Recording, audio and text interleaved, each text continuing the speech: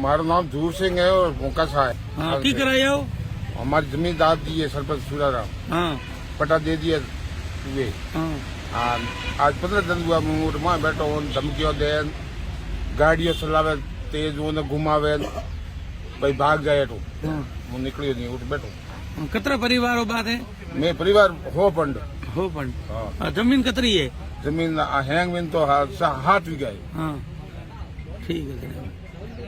इसलिए आए हो? क्यों आए हो? कहाँ से आए हो? हम आए भूखा थान सिंह से और वहाँ पर क्या हुआ है कि एक सरपंच है सूर्यराम जी और एक ग्राम सेवक है, दोनों ने कुछ दबंगों की सहायता से जो बुजुर्ग है वहाँ पर रह रहे हैं, अभी निवास कर रहे हैं, जो उनकी पुश्तैनी जमीन है और 100 सालों से वो वहाँ पर काबिज है और उनका मकान बना हुआ है, उसके ऊपर उन्होंने कब्जा करने का 2 बार प्रयास किया। इस संदर्भ में वो प्रशासन से मिले, पुलिस से मिले, कहीं पे भी उनको कोई सहायता मिली नहीं। अब सूर्यराम ये जमीन अपने चहेतों को बांटना चाहता है। जब उसने कब्जे का प्रयास किया और उसको कब्जे से वो जमीन प्राप्त नहीं हुई तो उसने उसको अपने पद का दुरुपयोग करते हुए, क्योंकि वो अभी सरपंच है, उसने उसके पट्टे काट दिए, अपने चहेतों को बांट दिए। उसके चहेतों ने रात को कुछ असामाजिक तत्वों के साथ मिलकर, कुछ गुंडों के साथ मिलकर वहां पर कब्जा करने का प्रयास किया। तो उसके खिलाफ हम लोग सब इकट्ठा हुए हैं और हम कलेक्टर साहब के पास में जा रहे हैं अभी कि इस चीज को आप न्याय दिलाएं। और जो बुजुर्ग यहाँ पर खड़े हैं, इनमें से कई के बच्चे बाहर हैं, कोई व्यवसाय के अंदर है, कोई फौज के अंदर है। अगर आज ये लोग अपने बच्चों को बाहर भेजते हैं देश की हिफाजत के लिए और पीछे इनका घर सुरक्षित नहीं है, तो ये कैसा प्रशासन है? और वो लोग जो ये 1 इंच इस देश की जमीन के लिए बॉर्डर पर खड़े हैं, उनके माँ बाप यहाँ पर अपने घर को सुरक्षित नहीं रख पाएंगे। तो कलेक्टर साहब से हम ये निवेदन कर रहे हैं कि साहब ये कैसा जंगल राज है और कोई तो न्याय व्यवस्था हो। उसके बाद में पुलिस का भी कोई सहयोग अभी तक रहा नहीं।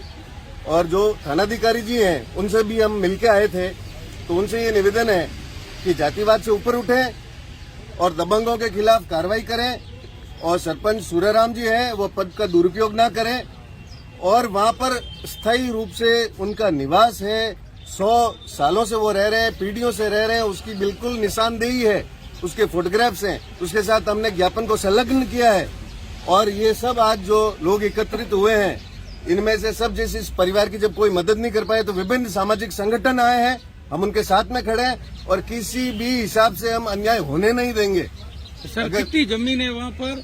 वो 7 बीघा जमीन है और उसके ऊपर लगभग ये 4थी पीढ़ी है जो काबिज है और उनके बकायदा ठाव बने हुए हैं, उनके मुटाम लगे हुए हैं, उनके नाम लिखे हुए हैं और वहीं पे वो निवास करते हैं।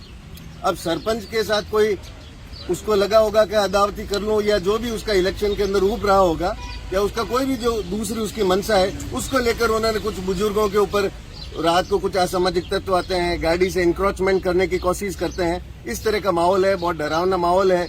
अच्छा, उसके अंदर बच्चियां भी है और ऐसी अपन कह सकते हैं बुजुर्ग है जो प्रतिकार करने की बिल्कुल स्थिति में नहीं है। तो हम विभिन्न संगठन साथ में खड़े हैं और जब मैंने ये देखा तो मुझे बिल्कुल लगा कि बिल्कुल जंगल राज है। कलेक्टर साहब से, एसपी साहब को हम ज्ञापन देंगे, अगर वो मदद करते हैं तो ठीक है, वरना मरना हमको भी आता है और अपनी रक्षा करना हमको आती है। तो सर आपने वहाँ के लोगों ने इसको लेकर सरपंच के खिलाफ पुलिस को रिपोर्ट नहीं दी? पुलिस को रिपोर्ट दी साहब, 2 बार गए थे। उन्होंने कहा साहब देखते हैं, करते हैं, जब तक कोई नहीं मरेगा जब तक वो क्यों देखेंगे?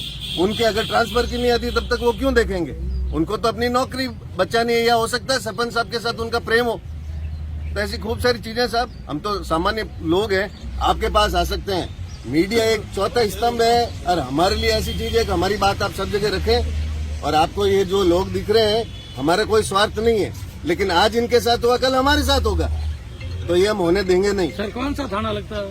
हमारा सिंदरी तहसील थाना लगता है। ठीक है। कौन है सरपंच? क्या नाम है सरपंच का? सरपंच सूर्यराम है और एक ग्राम सेवक है। और सूर्यराम जी ने ये कर रखा है कि अपनी जो खुद की खुदकाश जमीन है उसमें ही पंचायत अलॉट कर रखी है। एक राजा का दरबार होता है ना, वो लोकतंत्र नहीं राजाशाही में विश्वास करते हैं। ठीक है, धन्यवाद। ये ग्रामीण, ये सभी मेरे रिश्तेदार भी है और भाई है। पिछले 200-250 सालों से वो उनका मकान बने हुए थे, पुराने वहाँ मकान भी बने हुए। जिस तरीके से ग्राम विकास अधिकारी और उनके साथ अगर अन्याय कर रहे हैं तो मैं उन सभी लोगों को, जिला प्रशासन को चेतावनी देना चाहता हूँ। अगर इनके साथ अन्याय हो गया तो जिला प्रशासन और सभी को पता चल जाएगा, इनको अकेला ना समझे और इनका पूरा बाड़मेर जिला ही पूरा सामाजिक संगठन नहीं 36 कौम इनके साथ है।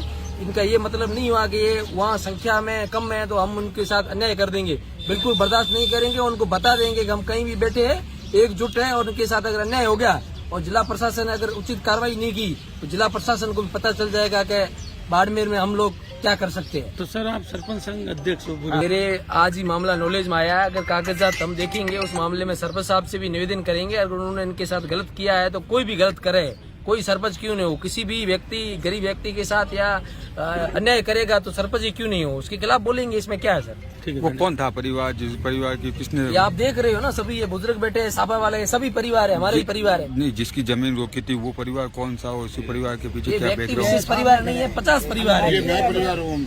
50 परिवार है।